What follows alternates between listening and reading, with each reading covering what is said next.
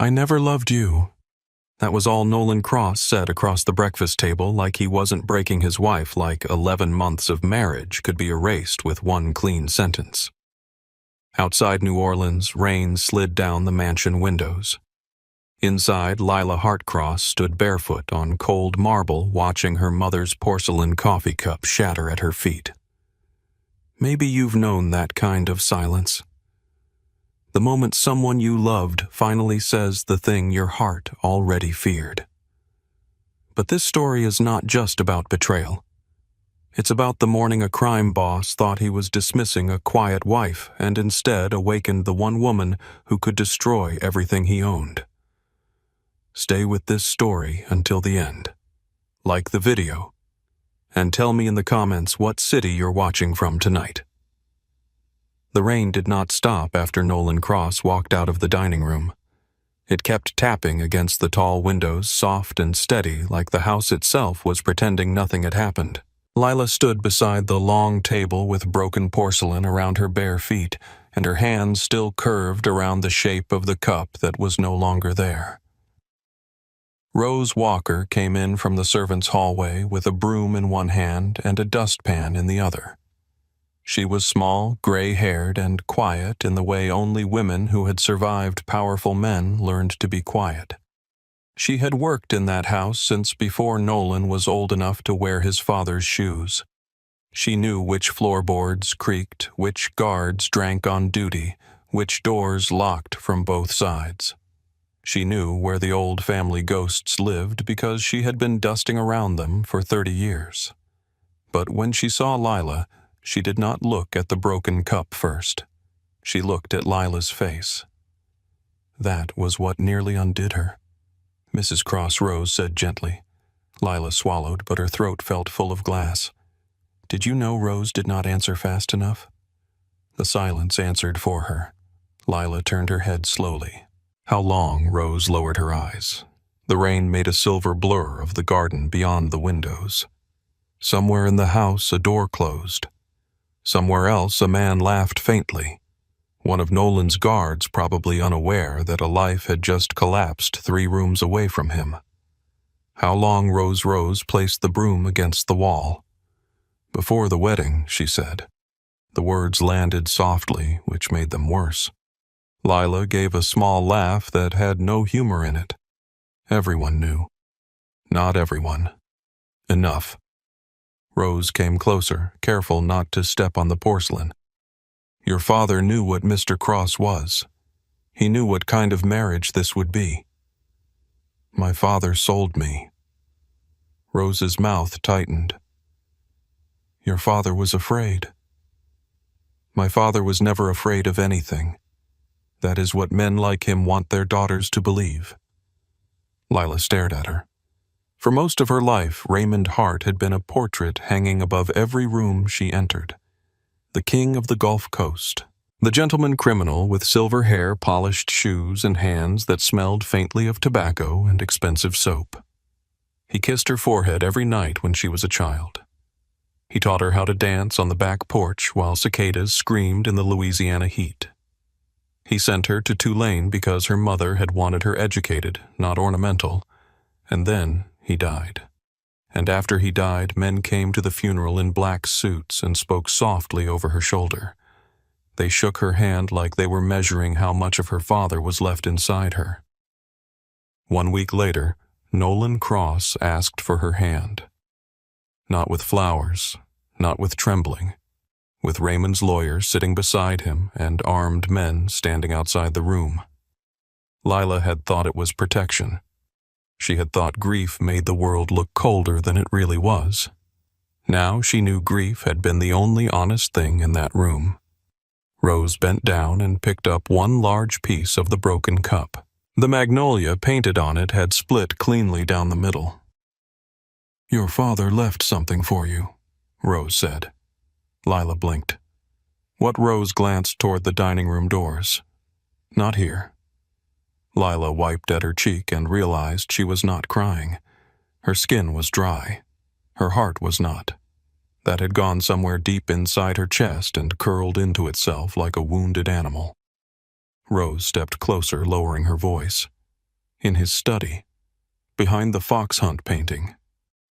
Lila's breath caught. The old painting. Nolan hated that painting. He had wanted it taken down the week after the wedding. It was too dark, he said. Too old. Too much like Raymond Hart was still watching the house. Lila had refused. It was the only thing of her father's she had fought to keep. Rose continued. There is a safe behind it. Lila looked toward the hallway as if the study might answer for itself. The combination is your mother's birthday, Rose said. Not the one the world knew. The other one. Lila's hands went cold. Claire Hart had always joked about having 2 birthdays. The official one on her passport. The real one she whispered to Lila when they baked lemon cake together every October. October 3rd. Lila had been 6 when she asked why her mother needed 2 birthdays. Claire had smiled and touched flour to Lila's nose. Because before I was your mother, baby, I had to survive being someone else. Lila had not understood. Children rarely understand the truth when it first touches them. They only remember the shape of it later. Rose picked up the broom again and began sweeping, but her hands trembled. You need to go now, she said. Mr. Cross has a meeting in the city. He will be gone for hours if Vincent Hale is there. The guards change at noon. The east gate is blind for 12 minutes. Lila stared at her. You know that I know everything that keeps women alive in this house. The words moved through Lila like a match catching paper. Alive, not happy, not loved. Alive. She looked down at her left hand. The wedding ring glittered under the chandelier. 4 carats, white diamond, platinum band. Nolan had chosen it himself. When he slid it onto her finger at the altar, his touch had been cool and steady. She had mistaken steadiness for strength. She had mistaken possession for protection. The priest had said, "What God has joined together, let no man put asunder." Nolan had not looked at her when he said, "I do." Now she knew why. Lila stepped away from the table. A shard of porcelain cut the bottom of her foot. She did not make a sound. Rose saw the blood and started forward, but Lila lifted one hand. No. She walked out of the dining room, leaving a faint red mark on the marble behind her. The hallway to Raymond Hart's study felt longer than it had ever felt before. Everything in the Cross estate was designed to make people feel small. High ceilings, oil portraits, marble floors, windows tall enough to swallow whole trees. Nolan had filled the rooms with expensive furniture and silence. Even the flowers were changed before they had time to wilt. Lila passed 2 guards near the staircase. They straightened when they saw her. "Ma'am," one of them said. She nodded without stopping. Her face felt calm. That frightened her more than tears would have. She had imagined once that if her marriage truly broke, she would fall apart. She would scream. She would throw things. She would beg Nolan to take the words back. Instead, her body seemed to understand something her heart was only beginning to learn. Begging was for women who still believed the door might open. Lila had just found the wall. Raymond's study sat at the west side of the mansion facing the Oaks. Nolan rarely used it. He had his own office with glass walls, security screens, and a locked bourbon cabinet. Raymond's study was darker, older, full of leather and dust and the faint smell of pipe tobacco that should have disappeared years ago but never had. Lila shut the door behind her. For a moment she stood still. The room felt like her father. Not the father in newspapers. Not the man men called Mr. Hart with fear hidden under respect. Her father. The one who lifted her onto his shoulders during Mardi Gras parades. The one who held her mother's hand at church. The one who cried at Claire's funeral with his face turned toward the rain so no one would see. The fox hunt painting hung above the fireplace. A pack of hounds chased a red fox through a winter field. Men in dark coats followed on horses' faces bright with sport eyes fixed on the animal running for its life. Lila had always hated it. Now she understood why. She crossed the room and gripped the frame with both hands. It was heavier than she expected. For a moment it resisted her. Then it shifted, scraping against the wall. Behind it was a square steel safe. Lila's pulse beat in her ears. She touched the dial. October 3rd, 1979. The first turn clicked too loudly. She stopped and listened. Nothing. The second number. The third. The safe did not open.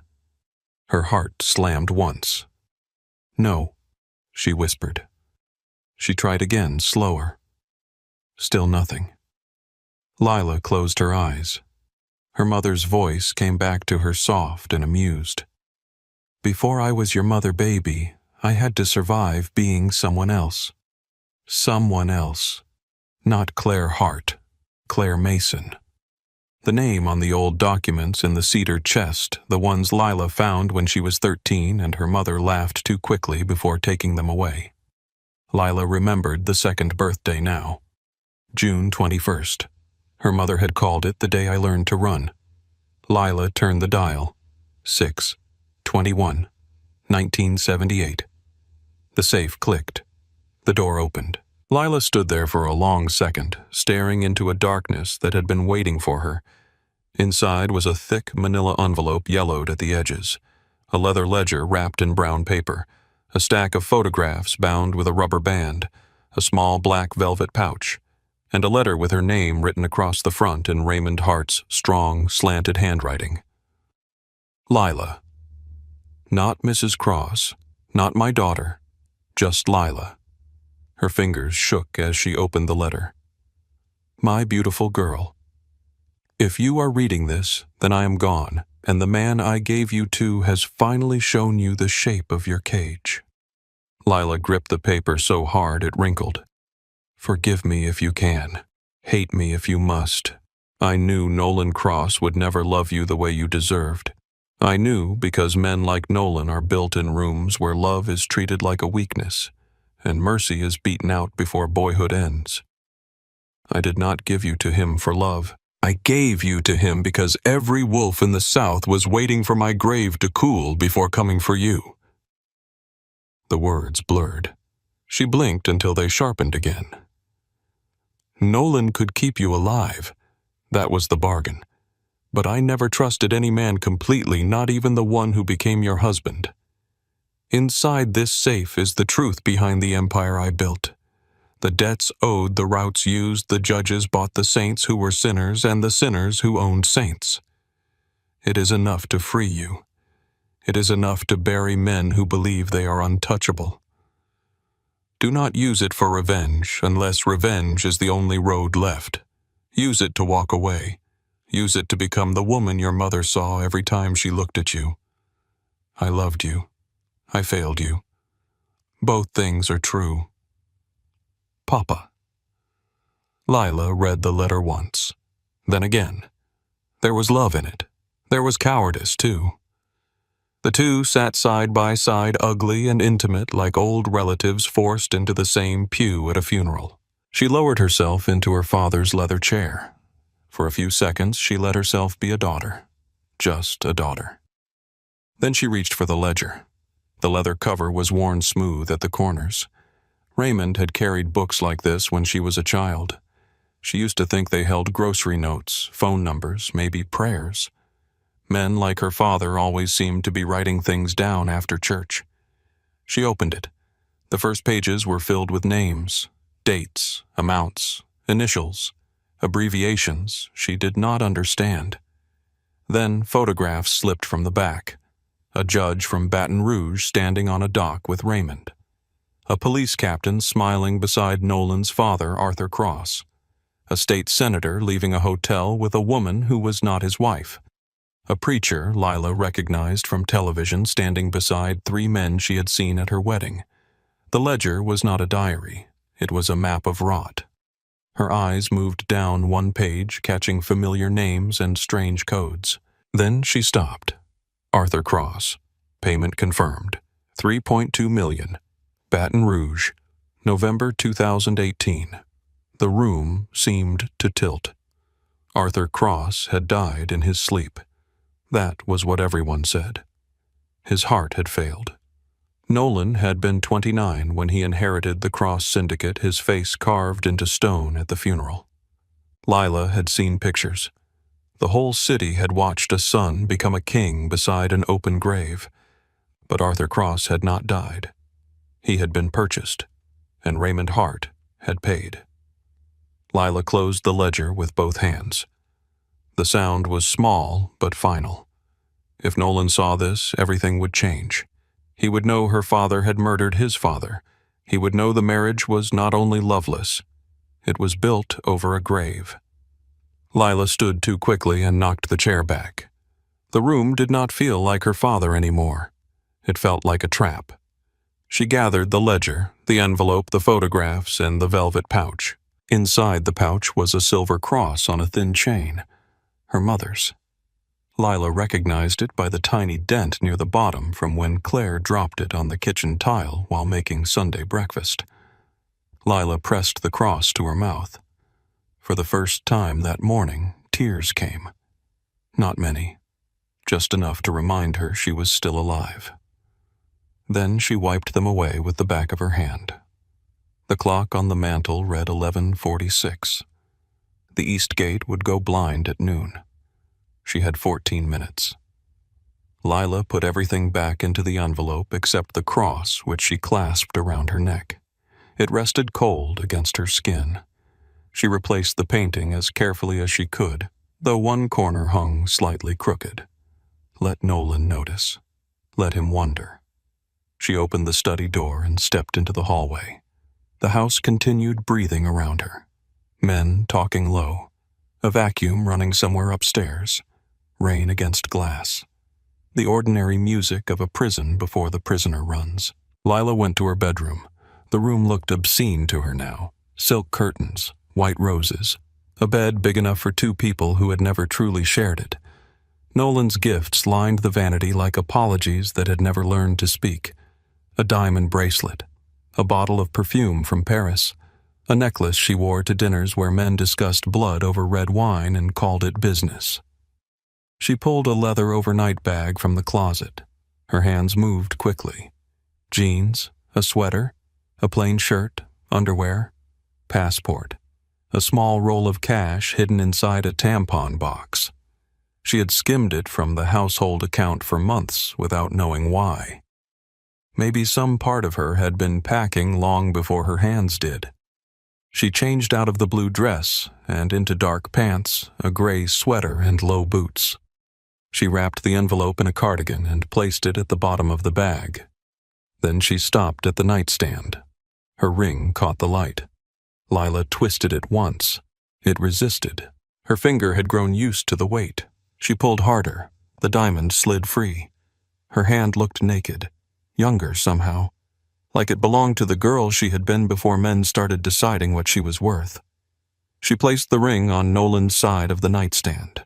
For a moment, she almost left without a note. Then she opened the drawer and took out a sheet of cream stationery. Across the top in gold script it read, Lila Hart Cross. She stared at the name. It looked like a sentence. She picked up a pen and wrote 3 words. You were right. She folded nothing, hid nothing, explained nothing.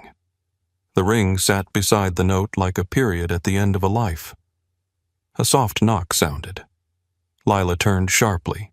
Rose entered without waiting. She carried a black raincoat and a scarf. Put these on.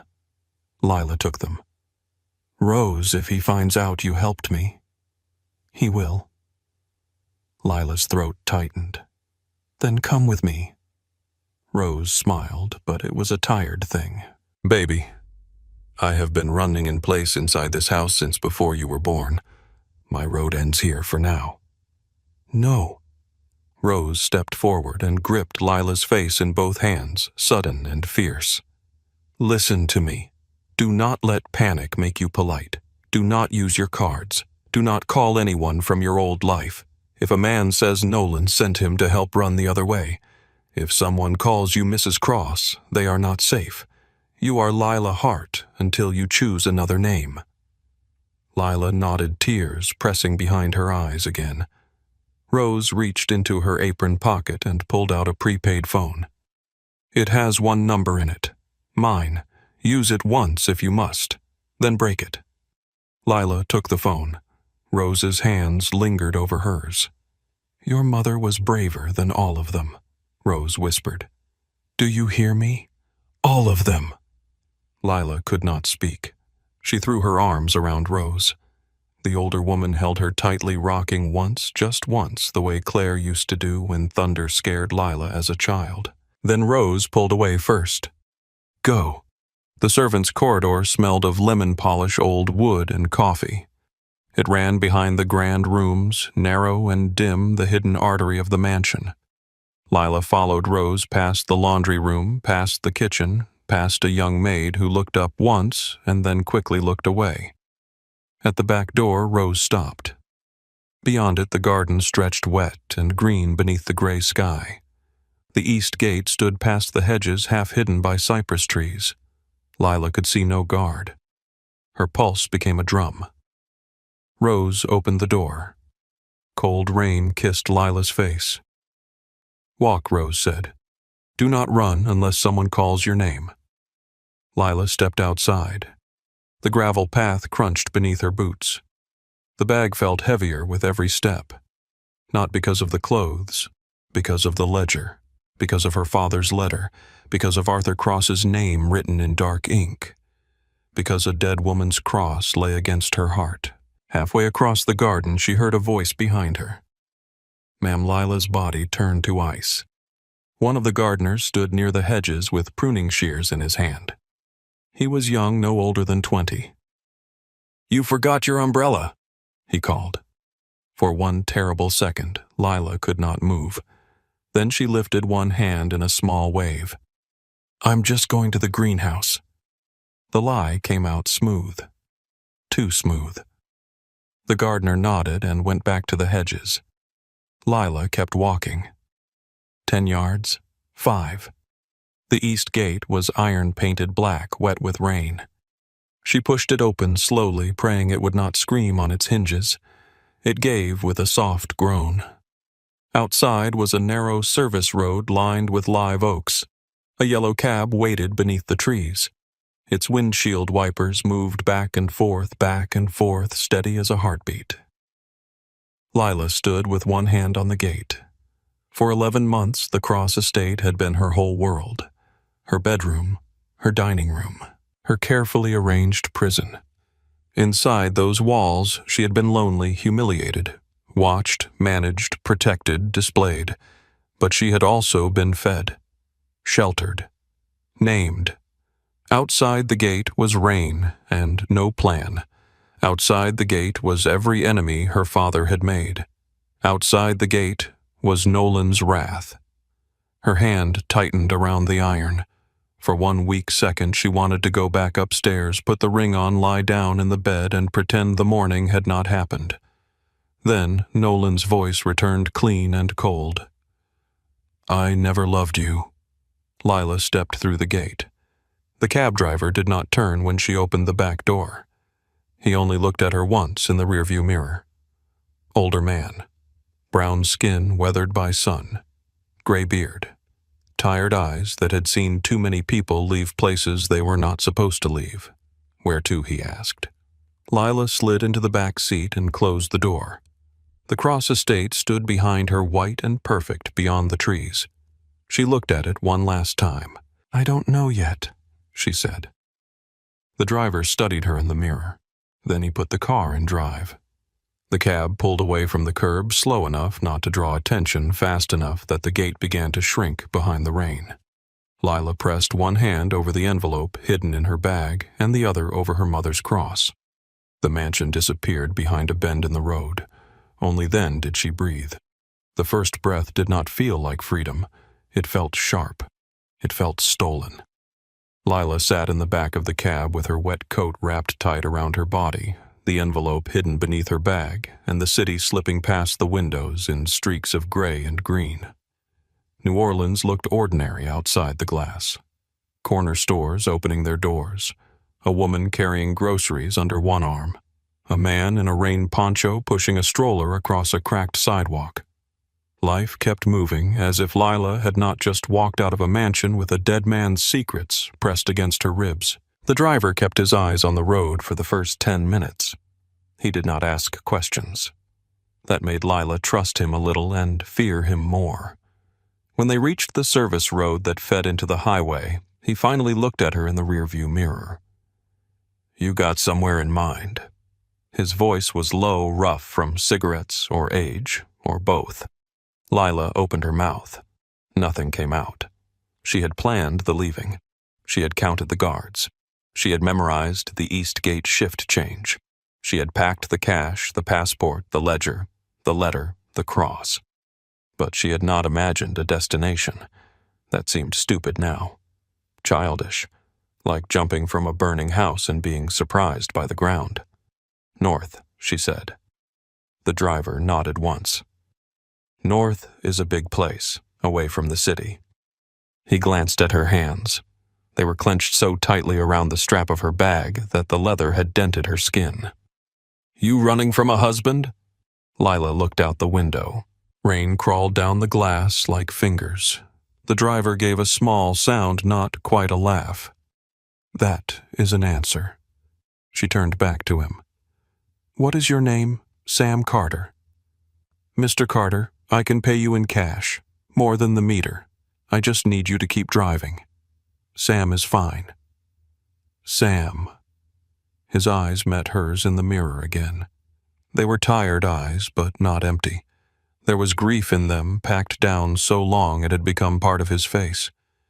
"You got a phone on you?" he asked. Lila touched her coat pocket.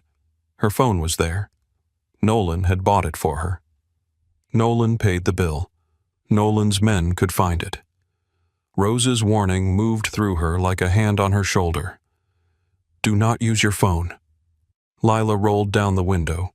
Cold rain rushed into the cab. She pulled the phone from her pocket and dropped it into the road. It hit the asphalt, bounced once, and vanished beneath the spray of a passing truck. Sam watched in the mirror. "That bad," he said. "Worse." He drove another mile in silence, then reached beneath his seat and pulled out an old flip phone with scratches across the screen. He handed it back without turning around. "Prepaid. No name on it. I keep it in case my cab breaks down where the world forgets to send help." Lila stared at the phone in her palm. "Why are you giving me this?" Sam's jaw worked once. "My sister married a man who smiled in church and broke furniture at home. One night, she ran. No one opened a door. No one made a call. 3 days later, they found her outside Shreveport in a ditch full of rainwater." Lila's throat closed. Sam kept driving. Her name was Jenny. She was 26. "So, today, I help." Lila looked down at the phone until the little screen blurred. "Thank you." "Don't thank me yet," Sam said. "Tell me how scared I need to be." Lila thought of Nolan's face across the breakfast table, thought of the ledger, thought of Arthur Cross's name written in her father's hand. "Very." Sam exhaled through his nose. "All right." Across the city, Nolan Cross stood in his wife's bedroom and knew before anyone told him. He knew from the open closet. He knew from the empty space where her travel bag should have been. He knew from the silence. The room still smelled faintly of Jasmine Lila's perfume, but the scent was already thinning, already leaving him. Her blue dress lay over the chair near the window. A damp footprint marked the floor near the bed. The vanity was neat too, neat the way people leave things when they are not coming back to disturb them. Then he saw the ring. 4 carats of diamond sat on his side of the nightstand beside a sheet of cream stationery. Nolan did not touch it at first. He only looked. The note had 3 words. "You were right." For the first time since he was 12 years old, Nolan felt something cold move under his ribs that had nothing to do with anger. "Mason," he called. His second in command appeared almost instantly in the doorway. tall, dark-haired, careful. Mason Reed had survived 9 years under Nolan by knowing when to speak and when to become furniture. "Yes, boss. Check Raymond Hart's study." Mason's eyes flicked once to the ring. Nolan's voice dropped. "Now." Mason left. Nolan picked up the note. "You were right." He read it once, twice, a third time. His hand closed around the paper until it bent. He had wanted her to understand what the marriage was. He had wanted her useful on Friday night when Vincent Hale came to dinner. He had wanted clean lines, no confusion, no softness getting between him and the deal he had spent 2 years building. Instead, she had taken him at his word. The door opened behind him. Mason stood there with less color in his face than before. "The safe is open." Nolan turned slowly. "What safe?"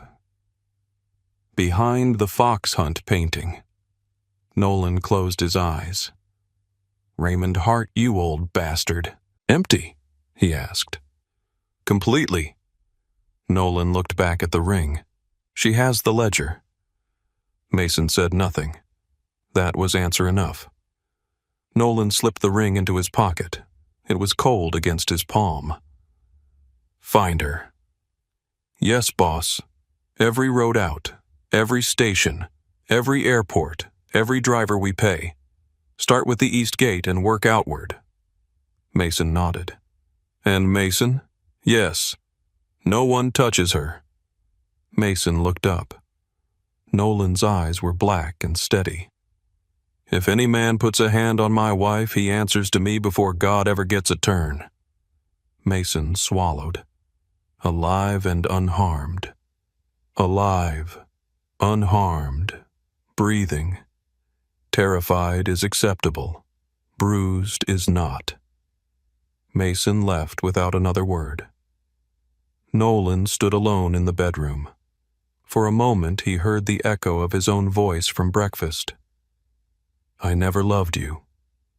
He had said it cleanly, precisely, like a man cutting a wire. Now the house was burning anyway. By late afternoon, Sam had taken Lila through back roads and rain-gray towns where churches sat beside pawn shops and gas stations sold boiled peanuts under buzzing lights. He stopped once for fuel and made her stay low in the back seat while he paid cash. He brought her coffee in a paper cup and a package of crackers she could not swallow. "You need to eat," he said. "I can't. Your fear does not care if your body quits. Eat anyway." She took one cracker and chewed until it turned to paste. At a cheap motel outside Macomb, Mississippi, Sam pulled around the back instead of stopping at the office entrance. The sign out front flickered blue and red in the rain. Half the letters were dead. The parking lot held 2 pickup trucks, a broken ice machine, and a vending machine glowing like a small, lonely altar. "You can stay here a few hours," Sam said. "Not longer." Lila looked at him. "How much do I owe you?" He shook his head. "Sam," he sighed. "Pay the room. Keep the rest. I do not want charity, and I did not want my sister dead. The world gives us things we did not ask for. She gave him $500 anyway, and another 100 for gas. He took it because refusing would have made her feel smaller." At the front desk, a woman with pink curlers and a cigarette voice slid a registration card across the counter. Name Lila's hand paused. Her old name felt dangerous. Her married name felt filthy. "Claire Mason," she said. Her mother's hidden name sat on her tongue like a prayer. The woman did not look up. "Room 14. Ice machine's broke. Don't flush anything weird." Lila nodded and took the key. Room 14 smelled of bleach old carpet and cigarettes buried under air freshener. The bedspread had brown flowers on it. The curtains were thick enough to hide behind and thin enough to make her feel exposed. She locked the door, latched the chain, then dragged the dresser in front of it with both hands until her arms shook. For several minutes she stood in the middle of the room and listened. No footsteps, no voices, No engines slowing outside. Only rain on the roof and the low hum of the air conditioner. She sat on the bed and opened the envelope. The ledger waited. Lila did not want to touch it again. The thing felt alive now, like a snake sleeping in leather. But she had not run from Nolan Cross to remain ignorant in a motel room. She opened it. Page after page. Names, payments, initials, routes through ports and warehouses, judges marked with dollar amounts, police chiefs connected to dates, a congressman with a shell charity, a church account tied to cartel money. Her father had not merely survived crime. He had organized it with the neat handwriting of a man balancing a household budget. Then she saw her mother's name, Claire Hart. Payment arranged, $1.8 million. Galveston, July 2004. Lila stopped breathing. The room narrowed. Her mother had died in August of that year. Cancer. That was the story. A rare, fast thing. Raymond had told her that life could be cruel, and bodies could betray the people who lived inside them. Lila had been 9 years old. She remembered the hospital smell. Remembered her mother's hand, thin and warm around hers. Remembered Raymond crying beside the bed. Payment arranged. Lila stood so fast the ledger slid to the floor. She made it to the bathroom before her knees gave out. The tile was cold. The light above the mirror flickered. She gripped the edge of the sink and stared at herself. Her mother had not died. Her mother had been removed. By the man who kissed Lila's forehead at night. By the man who taught her to dance. By the man who placed her hand into Nolan Cross's and called it protection. A sound came out of Lila then. Low, broken, animal. She pressed her fist against her mouth to keep it inside. For a while she let grief have her. Not loudly, not prettily. She slid down the wall and sat on the bathroom floor with her knees to her chest, rocking once, twice the silver cross cold against her skin. Then something changed. The crying stopped all at once. Not because she was healed, because there was no room left. Her sorrow had hit something harder inside her and turned into heat. Lila wiped her face with toilet paper from the cheap motel roll. She stood. She looked in the mirror again. Her hair was damp. Her eyes were red. Her mouth was pale. She did not look like Nolan Cross's wife. She did not look like Raymond Hart's daughter. She looked like a woman standing at the edge of her own life with blood under the floorboards behind her and fire ahead. "No more," she whispered. The burner phone buzzed on the bed. Lila froze. No one had that number except Rose. She picked it up with shaking fingers. "Hello, it's Sam." She sagged against the nightstand. "You scared me." "Good. Stay scared." A black Escalade just rolled by the motel twice. Slow. Too slow. Lila turned toward the window. The curtain was closed. "How do you know I doubled back after I left you?" "Old habit." "Did they see you?" "Maybe. Maybe not. But if they are Nolan's people, they are faster than you thought." Her hand tightened around the phone. "I cannot stay here," she said. "No." "Where am I supposed to go?" "My cousin Hank has a farm 40 miles north of here. Pigs, mud, bad coffee, no questions. He hates cops, bankers, and almost everyone else. That makes him useful." Lila closed her eyes. This could be a trap. Sam could have sold her. Nolan could already be waiting on some dirt road with that calm face and those dead eyes. But the Escalade outside was not imaginary. Neither was the ledger. Neither was her mother's name on that page. What time, she asked. "Midnight. Back lot. I flashed the headlights twice. If you see anything else, you run. Sam." "Yeah." "If you are lying to me." "I know," he said softly. "You cannot afford one more man who lies." The line went dead. Lila packed in 3 minutes. Then she sat on the floor behind the bed with the lamp off and the ledger against her chest. The room darkened slowly. Rain became night. Every car on the highway sounded like Nolan. Every footstep outside sounded like a man with a gun. Once someone laughed near the vending machine and Lila nearly stopped breathing. At 11:58, she moved the dresser. At midnight, 2 headlights flashed through the curtain. Twice. Lila opened the door and ran. Sam's cab waited with the engine low and the lights off. His face looked older than it had that afternoon.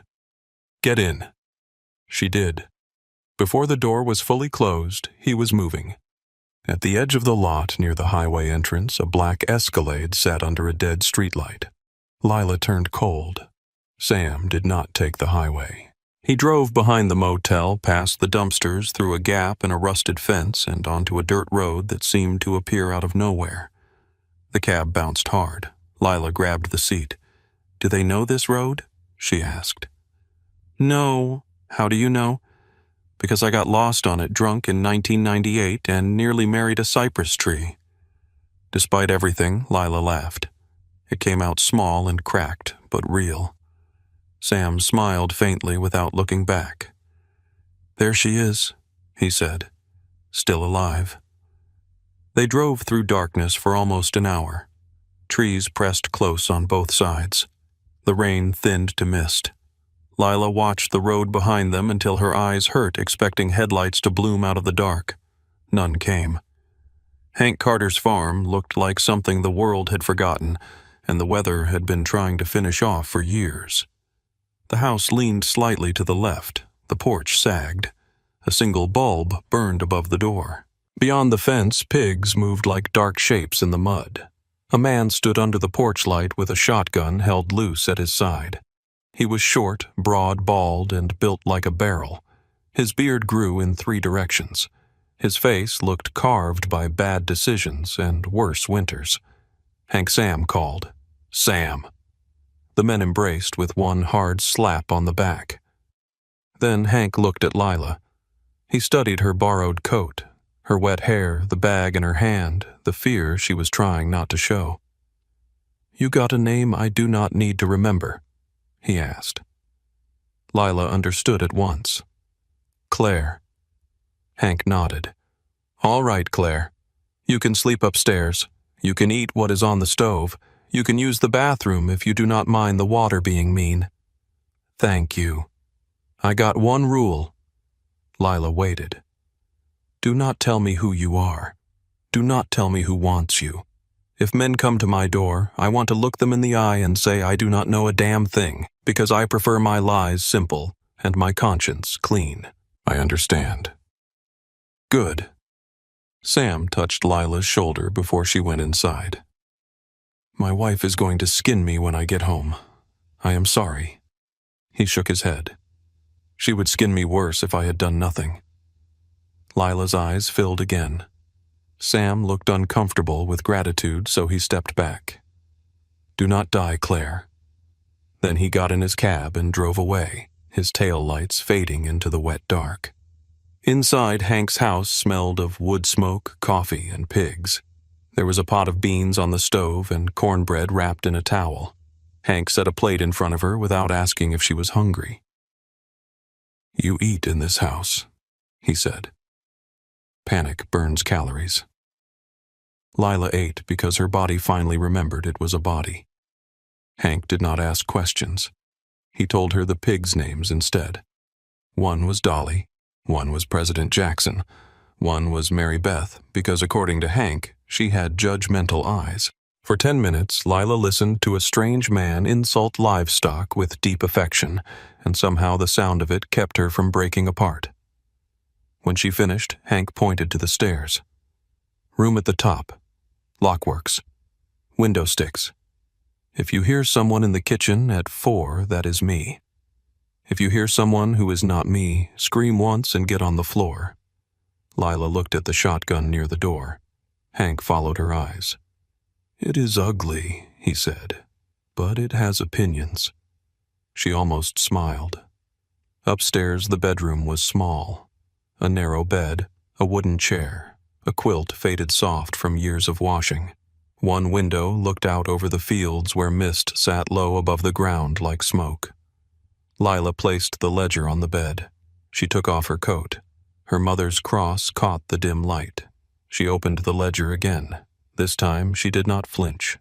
She read until the sky beyond the window turned from black to gray. Names became patterns. Payments became roads. Roads became power. Her father had drawn lines through the South with money and blood, and men like Nolan Cross had built kingdoms on top of them without ever seeing the whole map. Near dawn, Lila found Nolan's name, not as a buyer, not as a killer, twice beside entries marked withheld, once beside a note in Raymond's hand. Crossboy does not know. Lila stared at the words. Nolan was a monster. He had humiliated her, used her, locked her inside a marriage and called it protection. He had broken her with one sentence over breakfast. But he had not killed her mother. He had not paid for his own father's death. He had been raised inside a lie, too. Lila hated that it mattered. She closed the ledger and stood at the window. The farm was waking. Somewhere downstairs, Hank moved through the kitchen. Pigs grunted in the yard. Dawn spread pale over the fields. Lila pressed her palm against the cold glass. For the first time since she stepped through the east gate, she was not only running away from Nolan Cross, she was carrying the truth toward daylight. By sunrise, the farm had become a map of sounds. Pigs shifting in mud. Hank moving around downstairs with the heavy patience of a man who had fed animals before feeding himself for most of his life. Wind rubbing tree limbs against the siding. The old house seemed to groan awake around Lila while she stood at the window with Raymond Hart's ledger open on the chair behind her. She had not slept. Sleep felt like a luxury for people who had not found their mother's murder written in their father's handwriting. Downstairs, a kettle screamed. Lila closed the ledger and pressed both hands to her face. Her eyes burned. Her body ached from the motel floor, the cab ride, the cold room, the fear that had lived in her muscles since breakfast. But under the exhaustion was something cleaner now, something dangerous. Direction. A knock sounded at the door. Not hard, not soft. 2 knuckles against old wood. Claire Hank called from the hallway. Coffee. Lila opened the door. Hank stood there in a flannel shirt with a chipped mug in one hand and a shotgun tucked under his other arm like it was a newspaper. You always carry that? She asked. Only when Rich Trouble sleeps upstairs. She took the mug. The coffee smelled burned and strong enough to take paint off a wall. Sam called Hank said. Lila's fingers tightened around the cup. Is he alive? For now.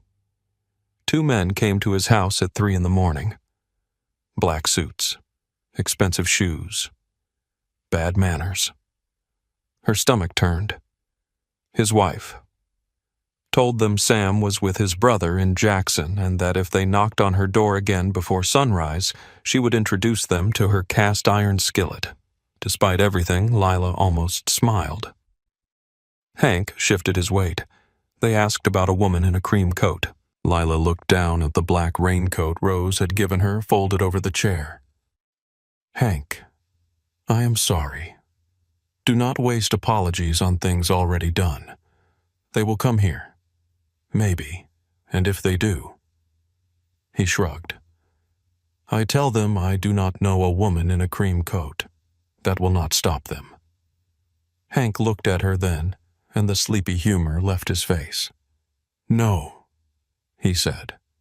It might not. For a moment the house felt very small. Then Hank nodded toward the stairs. Come eat. Panic is easier on a full stomach. In New Orleans, Nolan Cross had not moved from Lila's closet floor until the morning light found him there. Her letters lay around him like evidence. He had read every one. The hopeful ones hurt. The angry ones hurt worse.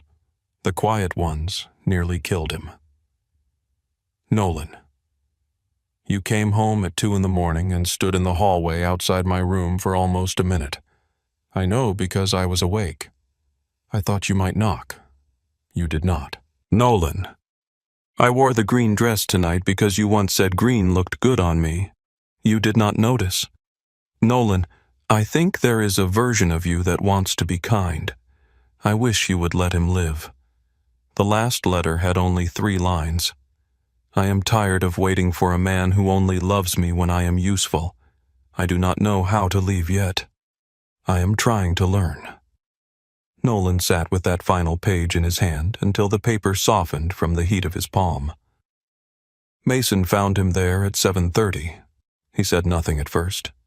He knew better than to step into a wounded animal's den without letting it smell him.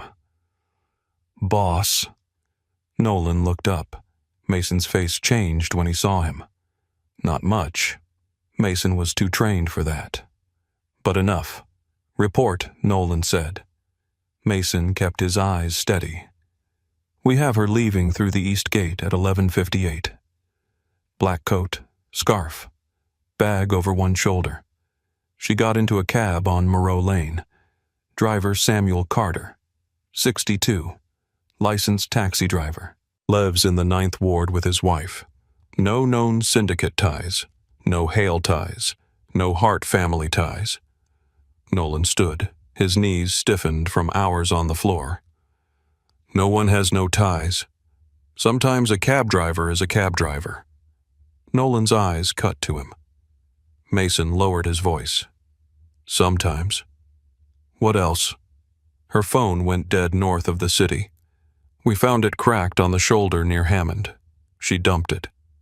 A flicker of something crossed Nolan's face. It might have been anger. It might have been pride. She knew he said, "Yes." She watched the gate. She knew the phone. She knew the routes.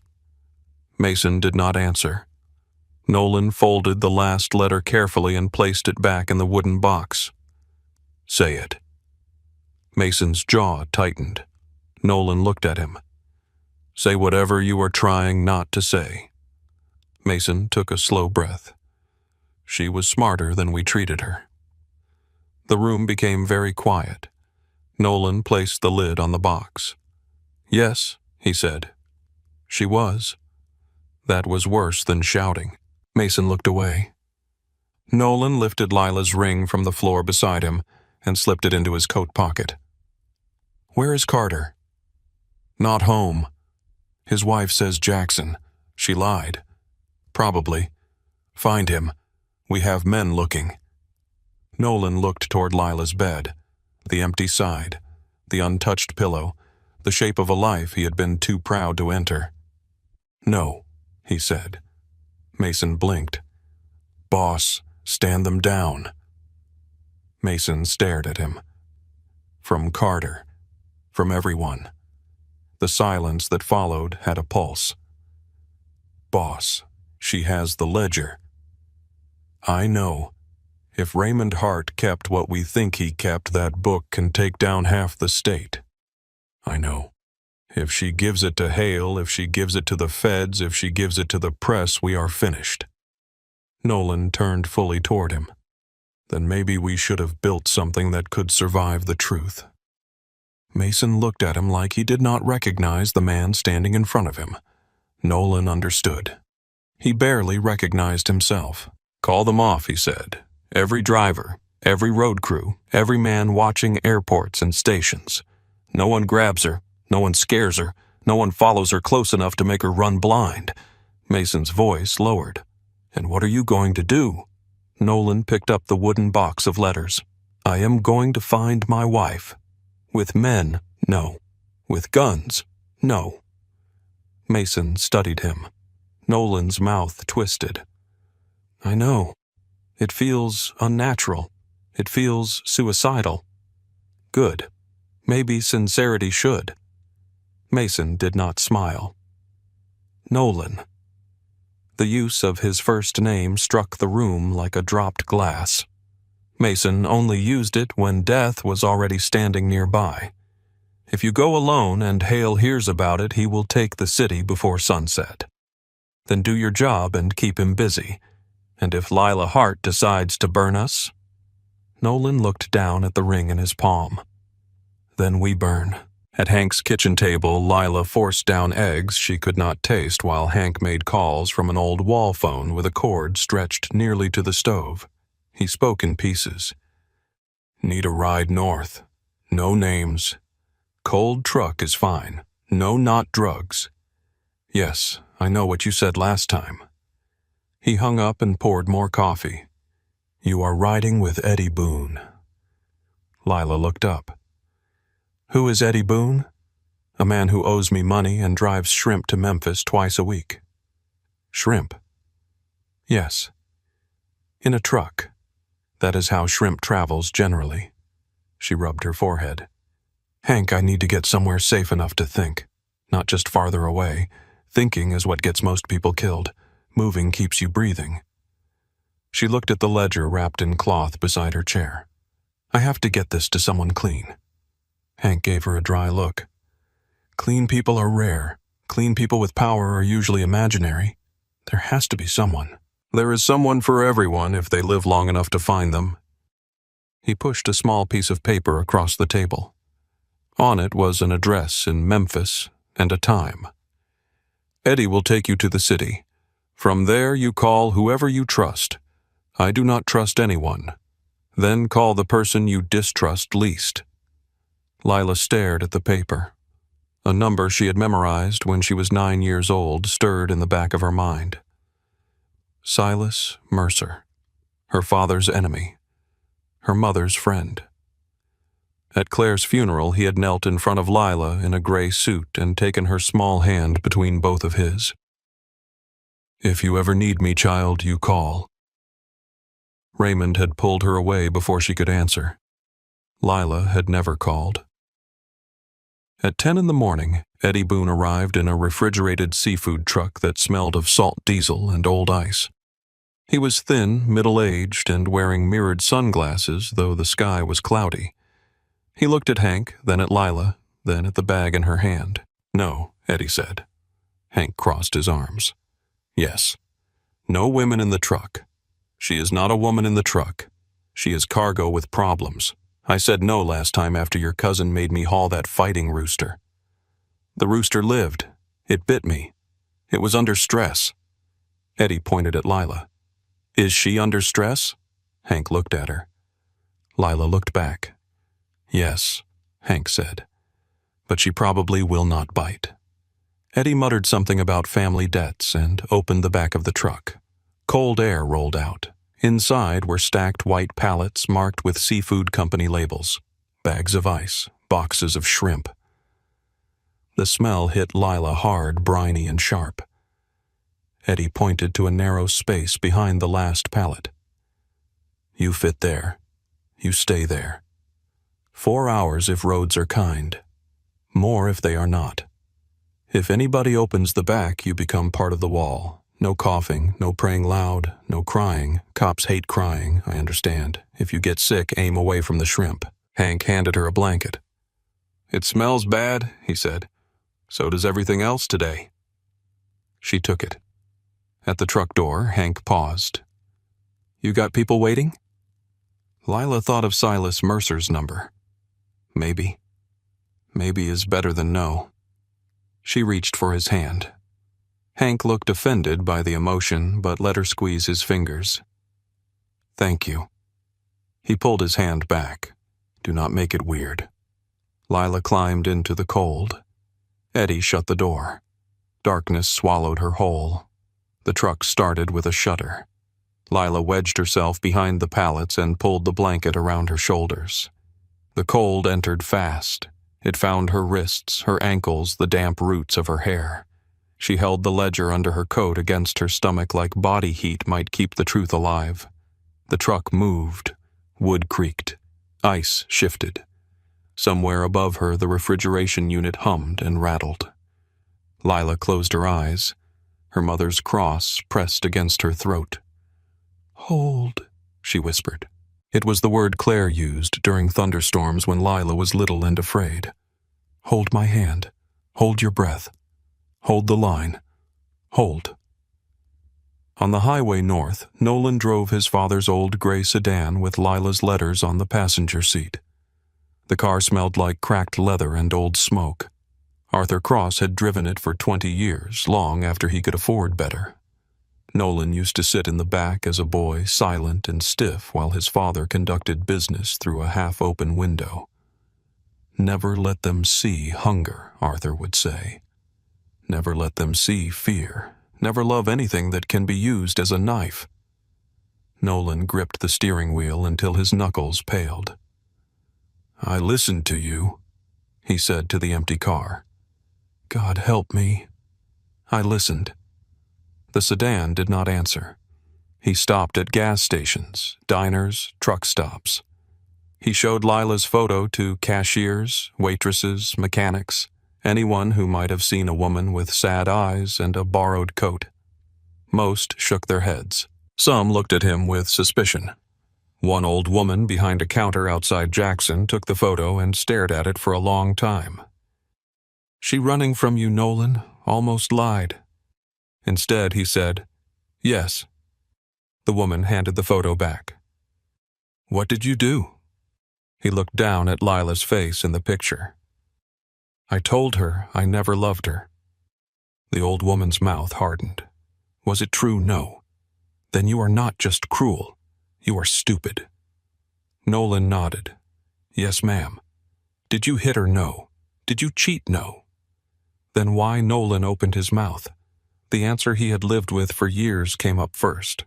Because love is weakness. Because softness gets men killed. Because my father made sure I knew better. But those were not answers. They were old chains with his father's name on them. "I was afraid," Nolan said. "I thought if I made her hate me first, losing her would hurt less." The old woman looked at him as if he were something both pitiful and dangerous. "And did it?" Nolan laughed once. No humor, no air, no. She leaned on the counter. "Then when you find her, if she lets you speak, do not waste her time trying to make your pain sound noble." Nolan slipped the photo back into his coat. Outside, the rain had stopped. The sky looked washed and hard. "Thank you," he said. "I did not do it for you. I know." He returned to the sedan and sat with both hands on the wheel. For a full minute he did not start the engine. Then he took out his phone and called Ava. His sister answered on the fourth ring. "Tell me you did not send men after her." "I called them off." A pause. "Say that again." "I called them off." Ava exhaled. "Good. That is the first intelligent thing you have done since puberty." "I am driving north. Alone." "Yes." "Do you know what you are going to say when you find her?" Nolan looked at the letters on the seat. "No." "Then keep driving until you do." He closed his eyes. "Ava." "She is not a lost watch, Nolan. You do not get to find her and put her back where she was." "I know. No, you do not. You are beginning to know." "That is not the same thing." His jaw tightened. "I love her." The words filled the car. Raw, late, useless. True. Ava was quiet for so long he thought the call had dropped. Then she said softer, "Then love her properly. That may mean letting her hate you from a distance." Nolan looked through the windshield at the road. "I do not know how. Learn fast." The line clicked dead. By mid-afternoon, Eddie's truck slowed. Lila felt it in the floor first. A change in vibration, a drag in the engine, tires rolling over rumble strips, then voices, muffled but close. Eddie speaking with someone outside. A man laughed. Another voice answered. "State Police." Lila's body went still. The truck moved a few feet and stopped again. The rear door handle clanked. Cold daylight cracked the dark. Lila pressed herself behind the pallet and pulled the blanket tighter. Her breath wanted to come fast.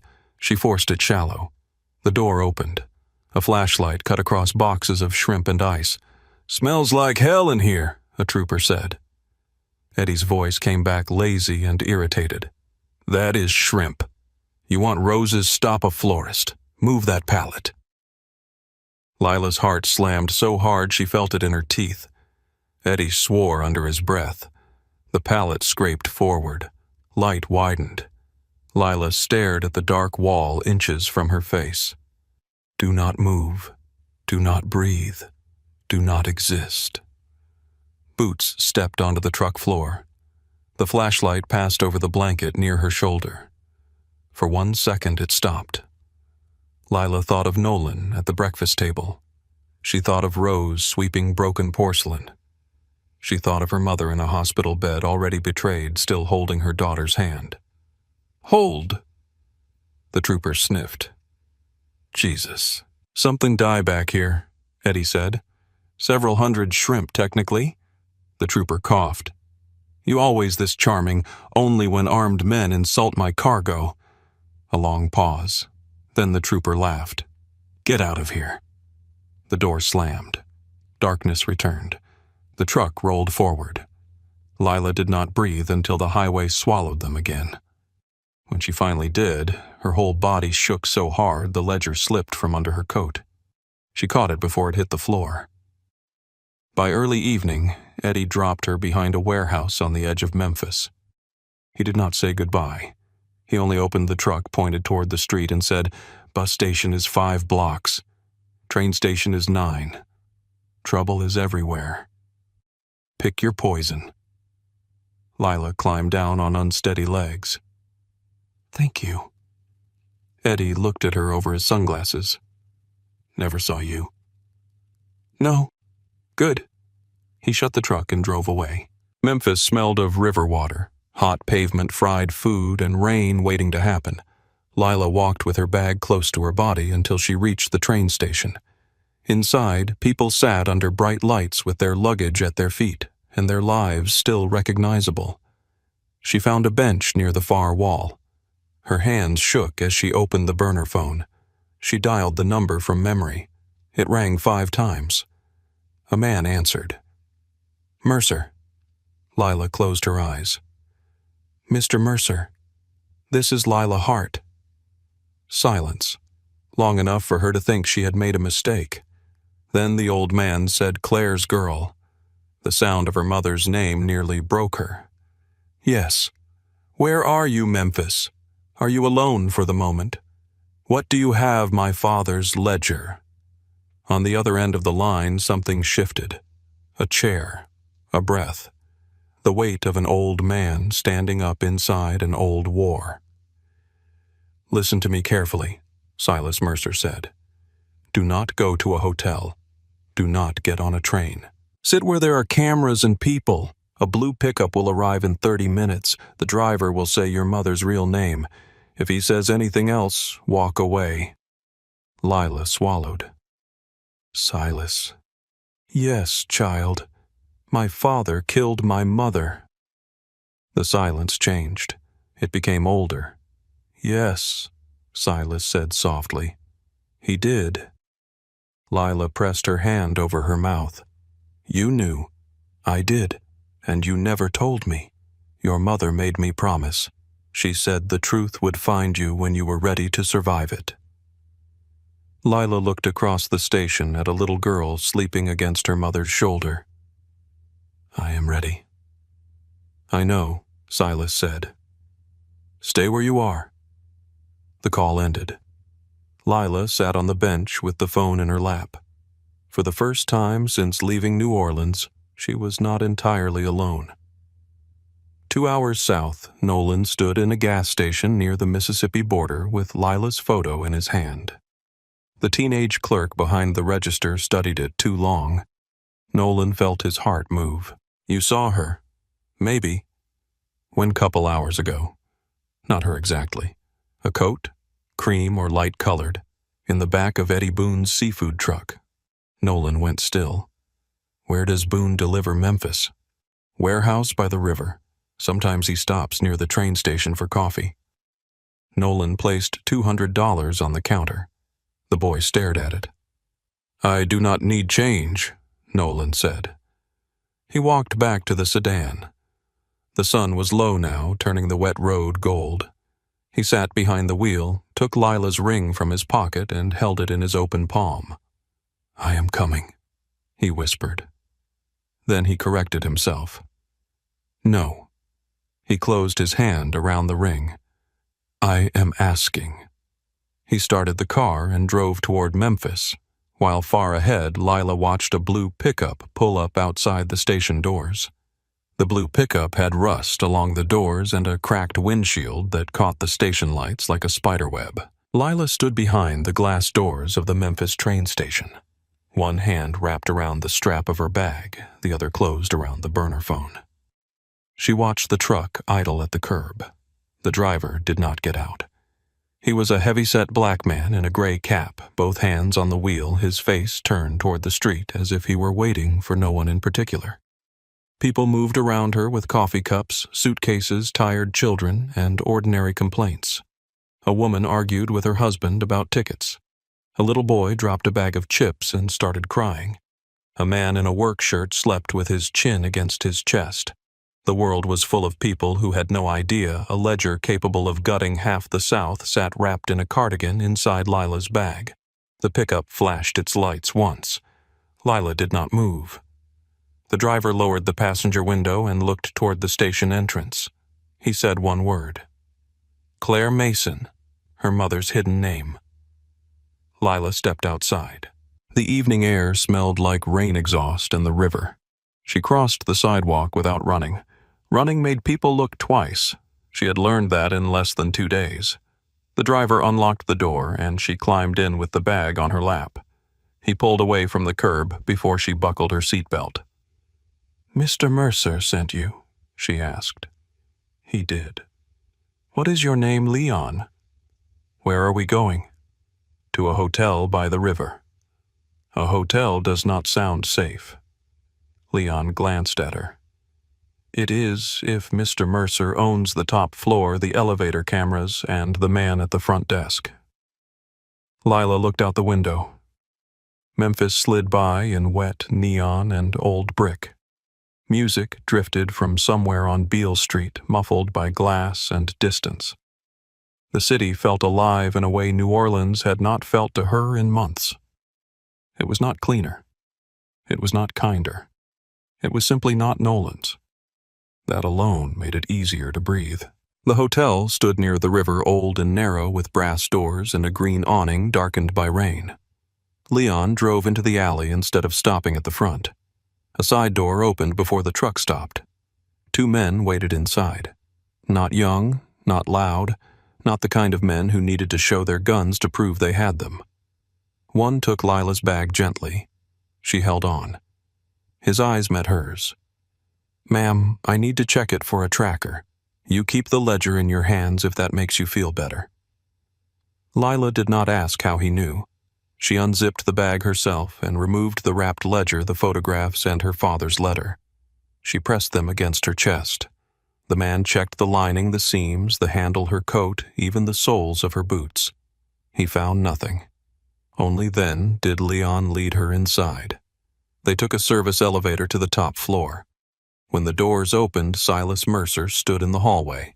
He was older than she remembered. Smaller, too, though maybe that was because she had been a child the last time she saw him. His hair was white now, combed back from a sharp, tired face. He wore a dark suit without a tie, and he leaned on a cane with a silver wolf head. But his eyes were the same. Clear, watchful, sad.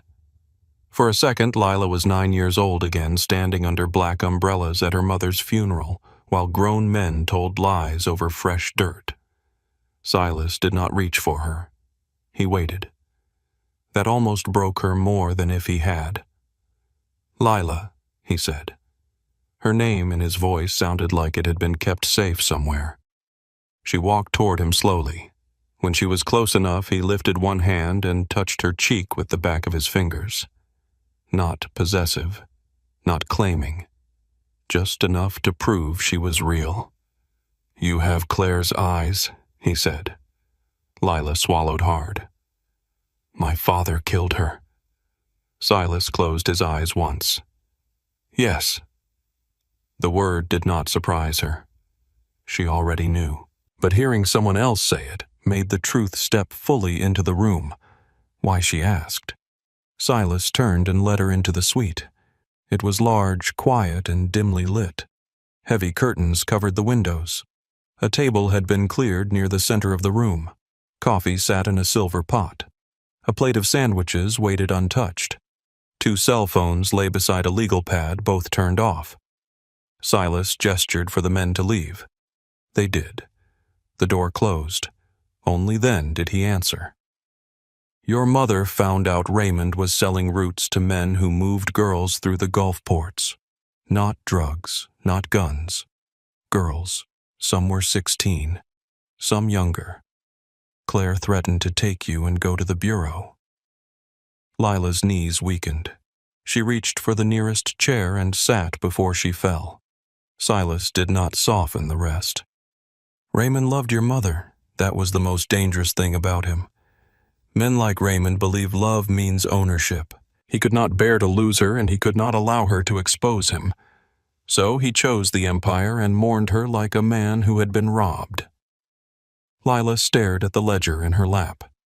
Her father's handwriting crawled across the leather through the pages, invisible but present. He cried at her funeral. Yes. He held my hand. Yes. He told me God needed her. Silas's mouth trembled with disgust. God gets blamed for many things men do with money. Lila laughed once, a thin sound with no humor. Then she went silent. Silas waited. The city hummed below them. Somewhere outside, a siren rose and faded. Rain pressed softly against the windows like fingertips. Lila opened the ledger and turned to her mother's entry. She placed it on the table between them. Silas looked at it, but he did not touch it. How many people know what is in here? She asked. Alive. Yes, too many to let you live comfortably. Too few to stop pretending they are innocent. I need copies, already being arranged. She looked up sharply. Silas held her gaze. Do not mistake preparation for control, child. You called me because you needed someone who understood the game. I have men downstairs making digital scans. Nothing leaves this room without your permission. My permission? Lila repeated. The words felt strange. Silas nodded. Yours. She leaned back in the chair and looked around the room. No Nolan, no Raymond, no guards wearing the Cross family crest on their cufflinks. No one telling her to smile, rest, wait, behave, or be reasonable. What do I do with it? She asked. Silas lowered himself into the chair across from her. That depends on what you want. I want my mother back. The old man's face changed. Grief moved across it slowly. I know. I want my father to crawl out of his grave so I can ask him how he tucked me into bed with those hands. I know that too. I want Nolan Cross to hurt. Silas studied her carefully. That one is possible. Lila looked down at her bare ring finger. The skin still showed a pale circle where the diamond had been. I do not know if I want possible. Silas reached for the coffee and poured her a cup. You are allowed not to know tonight. I may not have tonight. You have this hour. She took the coffee. It was hot and bitter. Better than Hank's. Worse than Rose's. Ordinary enough to steady her. Is Nolan coming? She asked. Silas did not lie. Yes. Lila's fingers tightened around the cup. How do you know? My people saw his father's gray sedan outside Memphis. He is alone. Alone does not mean harmless. No. Did he bring men? Not that we can see. That means he has learned to hide them better. Silas smiled faintly. Possibly. Lila looked toward the covered windows. The rain made a soft private sound against the glass. He told me he never loved me, she said. Silas's expression did not change. Did you believe him? Yes. Do you still? She wanted to say yes again. It should have been easy. The word was right there. Instead, her mind betrayed her with memories. Nolan standing in the doorway of his mother's hospital room, pale and silent, while Lila took his hand because no one else dared. Nolan leaving a book on her pillow after she mentioned wanting to read it, then pretending he had not. Nolan pausing outside her bedroom door at night. Nolan watching her across crowded rooms with something buried so deep in his face she had mistaken it for contempt. "I do not know," she said. Silas nodded as if that answer cost more than the other one would have. Love and cruelty can live in the same man. That is why women get trapped trying to save the part that is real. Lila looked at him. "I am not trapped." "No," Silas said. "You are not." At that exact moment, Nolan Cross entered the lobby downstairs. He wore no overcoat, though rain had darkened the shoulders of his suit. His hair was damp. His face looked carved thin by 2 days without sleep. The man at the front desk looked up, saw him, and reached beneath the counter. Nolan lifted both hands, slowly. "I am here to see Lila Hart." The front desk clerk said nothing. 2 of Silas's men came from the lounge. One stood near Nolan's left side. The other moved behind him. Nolan did not turn. "No phone," he said. "No gun." "Arms out," one of the men ordered. Nolan obeyed. They searched him thoroughly. Pockets, ankles, jacket lining, belt, the inside of his shoes. They found the wedding ring and one folded piece of cream stationery. The man held up the ring. Nolan's voice went flat. "That stays with me unless she asks for it." The man looked at the second guard. Then he gave it back. The elevator ride felt longer than any ride Nolan had ever taken. He stared at his reflection in the brass doors. For years, men had seen him coming and moved aside. He had mistaken fear for respect so long that he had forgotten the difference. Now he stood unarmed in a hotel owned by an old enemy, waiting to face a woman he had broken with no power except words. Words had started this. He did not trust them to end it. The elevator opened. Leon stood in the hallway. "Walk slowly," Leon said. "Stop when she tells you." Nolan nodded. At the end of the hall, Silas Mercer stood outside the suite door. The 2 men looked at one another for the first time in years. Silas's mouth tightened. "Arthur's boy. Mr. Mercer, you look like him when you are trying not to be afraid." Nolan absorbed that. "I am afraid." Silas tilted his head slightly. "That is new." "Yes." Silas opened the door. Lila stood near the window. She had changed clothes, black pants, white blouse. Her hair pulled back from her face. Claire's silver cross lay at her throat. There was a pistol on the table near her right hand, but her hand was not on it. That was something. Not forgiveness. Something. Nolan stopped just inside the room. The door closed behind him. For a long moment, neither spoke. The sight of her struck him harder than he expected. Not because she looked fragile. She did not. That was the part that cut. She looked tired, wounded, and unreachable. She looked like someone who had dragged herself through fear and come out carrying a blade. Lila broke the silence. "If you came for the ledger, you will not leave this room with it." Nolan reached slowly into his pocket. Silas's hand shifted toward his cane. Nolan placed the ring on the table. "I came to return this." Lila looked at it. Her expression did not move. "You can keep it," she said. "It always looked more like yours than mine." Nolan nodded once. The hit landed. He let it. "I also came to say I lied." Lila laughed softly. "That narrows nothing down." He took a breath.